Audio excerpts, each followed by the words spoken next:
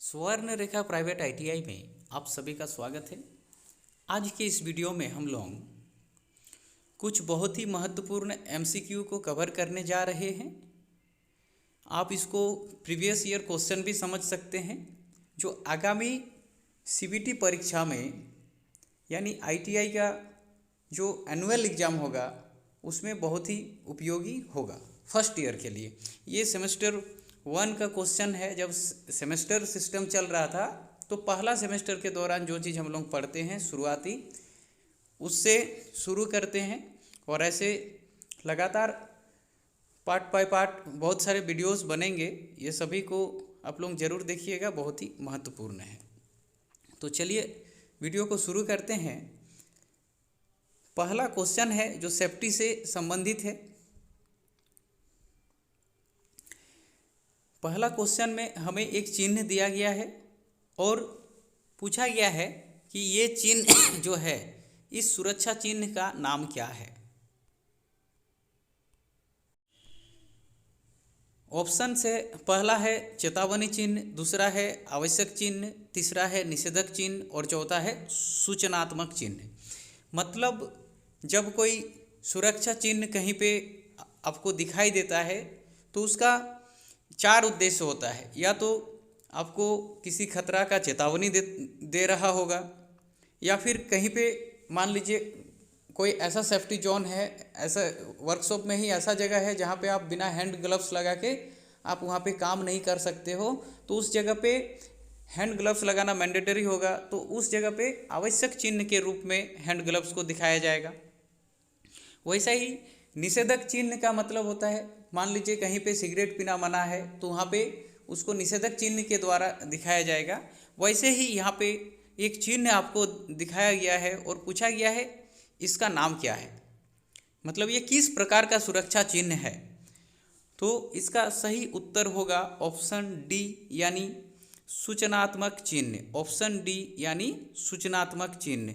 सूचनात्मक चिन्ह इसका सही आंसर होगा।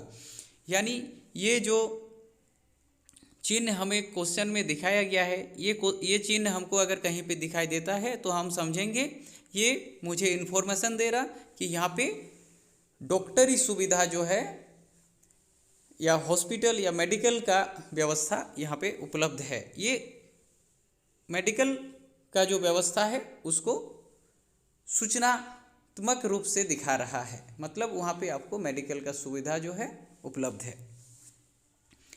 चलिए आगे बढ़ेंगे हम लोग। दूसरा क्वेश्चन है अग्नि का समन क्या है। अग्नि समन हम लोग जैसे बोलते हैं फायर एक्सटिंग्विश। फायर एक्सटिंग्विश का मतलब क्या होता है, और फायर एक्सटिंग्विशर यानी जो अग्निशामक होता है जिससे आग को बुझाया जाता है, तो इसका मतलब क्या होता है। अग्नि का समन क्या है। पहला ऑप्शन है अग्नि में ईंधन मिलाना, या दूसरा है अग्नि से ईंधन को अलग करना, या तीसरा है जल का उपयोग करके तापमान कम करना, या अग्नि को ऑक्सीजन की आपूर्ति से अलग करना। तो अग्नि समन का मतलब होता है अग्नि को ऑक्सीजन की आपूर्ति से अलग करना, यानी ऑप्शन डी इसका सही आंसर है। अग्नि समन का मतलब होता है अग्नि को ऑक्सीजन से अलग करना। मतलब आग तभी जलेगा जब आप उसको ऑक्सीजन मिलेगा, और ऑक्सीजन आपूर्ति को ही अगर हम लोग बंद कर देंगे तो अग्नि जो है आग जलना बंद हो जाएगा। उसी को हम लोग अग्नि समन कहते हैं। तो ऑप्शन डी इसका सही आंसर होगा। चलिए आगे बढ़ेंगे हम लोग तीसरा क्वेश्चन की ओर। तीसरा क्वेश्चन है which is the physical hazard. निम्न में से भौतिक हानि क्या है। भौतिक हानि क्या है निम्न में से। पहला है धूम्रपान, दूसरा है कंपन, तीसरा है क्षरण और तीसरा है रेडियो सक्रियता। और इसका सही उत्तर है ऑप्शन बी यानी कंपन। कंपन जो है आपका भौतिक हानि है, फिजिकल हैजर्ड है, और बाकी सब जो है ये भौतिक हानि नहीं है। इसलिए ऑप्शन बी इसका सही उत्तर होगा, कंपन। चलिए आगे बढ़ेंगे हम लोग चौथा क्वेश्चन की ओर। चौथा क्वेश्चन में पूछा गया है निम्न में से अग्निरोधक का उपयोग करने का सही क्रम क्या है। अग्निरोधक का उपयोग करने का सही क्रम इसमें पूछा गया है। पहला ऑप्शन है खींचना, निशाना लगाना, दबाना, फिर घुमाना। दूसरा ऑप्शन है खींचना, निशाना लगाना, पहले घुमाना फिर दबाना। तीसरा है धकेलना, व्यवस्थित करना, दबाना, घुमाना। और चौथा है धकेलना, व्यवस्थित करना, घुमाना, अनुक्रम। तो ये चौथा क्वेश्चन का सही आंसर है ऑप्शन ए, यानी सबसे पहले खींचना, फिर निशाना लगाना, फिर दबाना, फिर घुमाना। ये अग्निरोधक को उपयोग करने का सही क्रम है।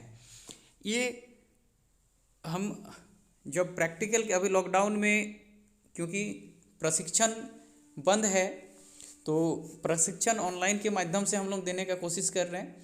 और ये प्रैक्टिकल जब होगा तो प्रैक्टिकली ये सारा चीज़ आप लोगों को बताया जाएगा। इस प्रश्न का सही उत्तर है ऑप्शन ए, यानी पहले पुल करना है, फिर एम, फिर स्क्वीज, फिर स्वीप।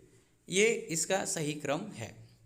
चलिए अगला क्वेश्चन की ओर हम लोग बढ़ेंगे। अगला क्वेश्चन है which step of the 5S concept refers standardization. मतलब जो 5S कल्पना है। चलिए पांचवा सवाल है 5S संकल्पना में निम्न में से कौन सा चरण स्टैंडर्डाइजेशन को इंगित करता है।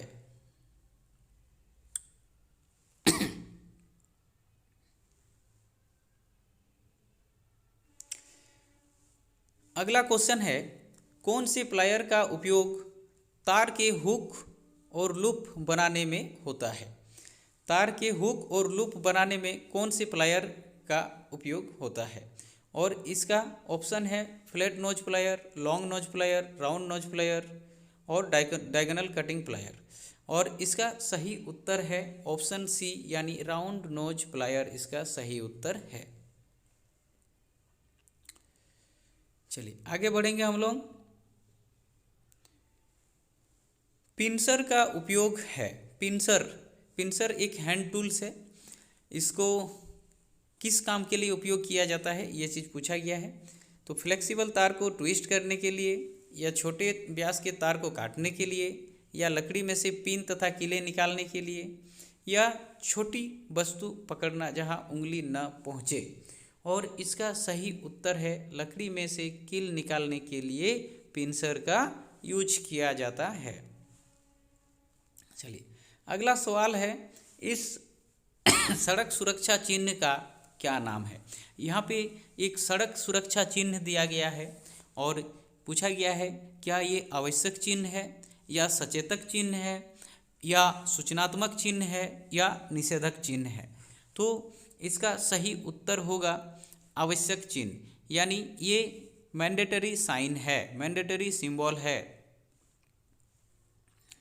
चलिए अगला क्वेश्चन की ओर हम लोग बढ़ेंगे। अगला क्वेश्चन 9वां क्वेश्चन है हमारा, मूल श्रेणी में सचेतक चिन्ह के पश्च भाग का रंग क्या होता है। मूल श्रेणी में सचेतक चिन्ह के पश्च भाग का रंग क्या। इसका मतलब इसमें पूछा गया है जब हम लोग बेसिक कैटेगरी का बात करते हैं तो बेसिक कैटेगरी में जो वार्निंग साइन होता है उसका बैकग्राउंड कलर कौन सा रंग का होता है। और इसका सही उत्तर होगा पीला। पीला इस क्वेश्चन का सही उत्तर होगा। अगला क्वेश्चन है विद्युत उपकरण में लगी अग्नि हेतु कौन सा अग्निशामक प्रयोग किया जाता है।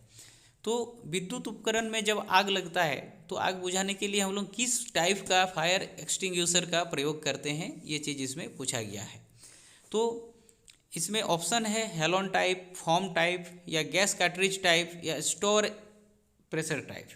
तो इसका सही उत्तर होगा हेलोन टाइप। हेलोन प्रकार का फायर एक्सटिंग्विशर यूज करते हैं हम लोग जो विद्युत उपकरण में आग लगता है उस समय।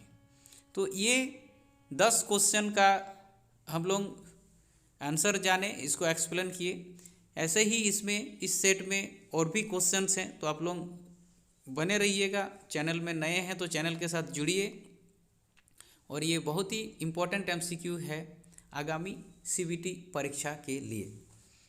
धन्यवाद।